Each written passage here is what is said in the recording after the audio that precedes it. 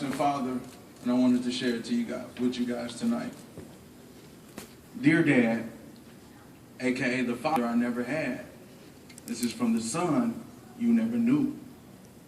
Hey, what's up, man? How are you? It's been so long since we spoke. What you been up to? Man, I really miss you, dude, and I hate the memories I recollect are so far and few, but anywho, I hope life has been swell and it's treated you well. If not, I could relate, because it's given me hell. Going day after day, week after week, wondering why you don't care that we don't speak, or how you choose to not bother to be a father to your sons and daughter, and the only memory embedded in me is trying to determine if you're the enemy, and yet you walk around like in this life you have no stress or regrets, that in the exam of being a dad you failed the test by not showing up and missing us growing up. Don't you know you could have just called and said, what's up? And that would have been more than the presence of not being able to teach us life's greatest lessons, like how to become a man that develops a plan. Instead, I wonder when I will see you again, because in and out of my life, it seemed like you were on a mission of being consistent, a habitual offender, of being a parental pretender. Page 2.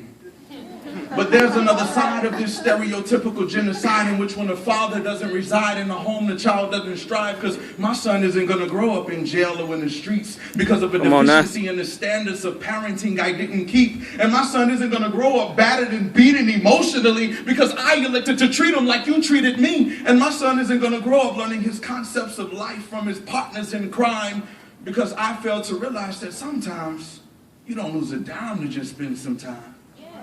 So you would be proud of me, Dad, to know I'm motivated to give my son more than I ever had. That stand-up man, that all-around dad who loves to take his son to go play catch in the park, or visit the aquarium to go pet the sharks, or teach him how to properly take his bath, and help him with his homework in science and math, because I'm there if we need to go and cut his hair, or if he just want to pretend he's Aladdin escaping my dragon slayer, because I'm there to share memories of Boo at the zoo and free Friday night flicks, and sometimes staying at home and watching Netflix because he's sick, because I'm there.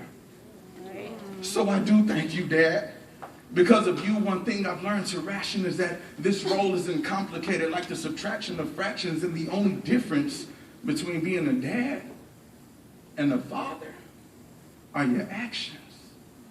So in closing, I do pray that as your circle of life grows complete, and in that moment in time when you find yourself on your knees reminiscing and praying to the Lord Almighty, the supreme power that be, I hope this letter gives you exactly what it's given me, and that's peace. Sincerely, the son you never got to know.